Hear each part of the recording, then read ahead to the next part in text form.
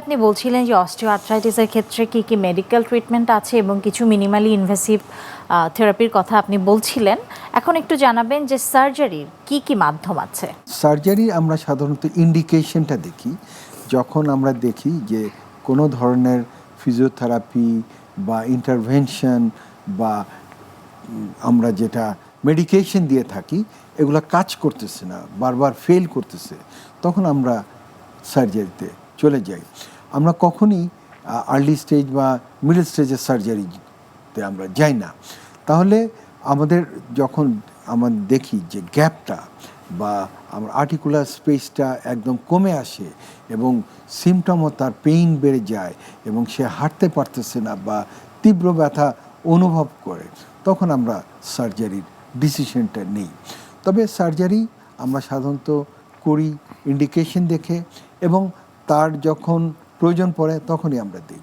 তাছাড়াও আমরা সার্জারিকে তার মেডিকেল অপশনগুলো আমরা দেখি, তার হাইপারটেনশনটা আছে কি না, তার কিডনি সমস্যা আছে কি না, তার হার্টের সমস্যা আছে কি না, তার লাংসে কোনো সমস্যা আছে কি না বা লিভার সমস্যা, এগুলো কোমরবিডিটি অ্যানালাইসিস করে তাকে আমরা ফিট করি।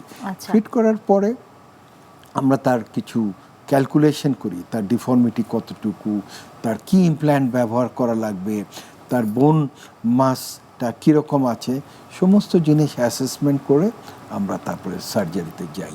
এই যে সার্জারিটি করা হয়ে থাকে এক্ষেত্রে কোন কোন স্ট্রাকচারে কি করা হয়ে থাকে? জি ধন্যবাদ। অনেকেরই সার্জারি সম্পর্কে অনেক ভুল ধারণা আছে। তারা মনে করে যে পুরো জয়েন্টটাকে ফেলে দিয়ে নতুন একটা জয়েন্ট দিয়ে, আসলে তা কিন্তু নয়। বিশেষ করে নি সার্জারির কথা আমি বলতে পারি, যেখানে যেগুলো ক্ষতিগ্রস্ত যে পার্টটা আছে, যেগুলা আমরা যেটাকে বলি ডিজেনারেটিভ পার্টটা, ওগুলা শুধুমাত্র 8 to 9 মিলিমিটার ফিমারাল সারফেস এবং টিবিয়াল আপার সারফেসে ওটা আমরা ফেলে দিই। ফেলে দেওয়ার পরে আমরা সিমেন্ট দিয়ে ওখানে যে প্রস্থেসিসটা, ফিমোরাল একটা পার্ট আছে, টিবিয়াল একটা পার্ট আছে, ওটা আমরা মাঝখানে ইনসার্ট থাকে, এভাবে আমরা বসিয়ে দিই। তো এইটাকে যারা একটু ভয় পায়, ভীতিকর আমরা অনেকে মনে করি এবং অনেক ডাক্তার আছে তারা রুগীদেরকে এই ধরনের ভীতিকরভাবে প্রেজেন্ট করেন, কিন্তু বেসিক্যালি এটা ভীতিকরের কিছু না, নর্মাল যেরকম সার্জারি আছে এটাও। তো এক্ষেত্রে কি টোটাল নি রিপ্লেসমেন্ট আপনারা করে থাকেন? আচ্ছা, এটি অনেকেরই প্রশ্ন থাকবে যে টোটাল নি রিপ্লেসমেন্টের পরে তিনি কি স্বাভাবিক জীবনযাপন করতে পারবেন কিনা? ধন্যবাদ। আজকের যে ওয়েস্টার্ন ওয়ার্ল্ডে বা সারা দুনিয়াতে এই পার্সেন্টেজ অফ টোটাল নি রিপ্লেসমেন্ট অনেক বেড়ে গেছে এবং তারা যে কথাটা বলে যে আপনি আপনার নতুন জীবন পাবেন, অর্থাৎ একটা নতুন লাইফ পাবেন।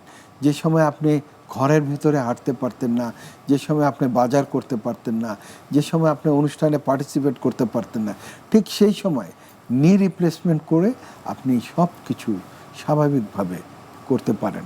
এবং স্পেশালি ওয়েস্টার্ন ওয়ার্ল্ডে যেখানে প্রতিটি মানুষ নিজের উপর ডিপেন্ডেন্ট, তারা এই নি রিপ্লেসমেন্ট করে থাকে এবং নিজের স্বাভাবিক জীবনে সে পুনরায় ফিরে যায়।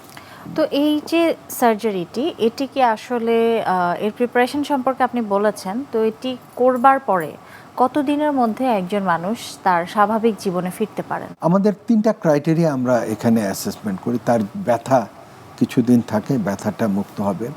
দ্বিতীয়ত তার যে ফিজিওথেরাপি পার্টটা, অর্থাৎ মাসেল স্ট্রেংথেনিং এবং স্ট্রেংথটা প্রপার স্ট্রেংথ পেলেই সে তখন শক্তিটা ফিরে আসে, ব্যথাটা কমতে হবে এবং শক্তিটা ফিরে আসবে এবং সে আস্তে আস্তে প্রথমে অল্প, তারপরে মাঝারি এবং যখন ভালোভাবে হাঁটতে পারবে, এবং সাধারণত এটা 3 উইকসের মতো পুরাটা সময় নেয়।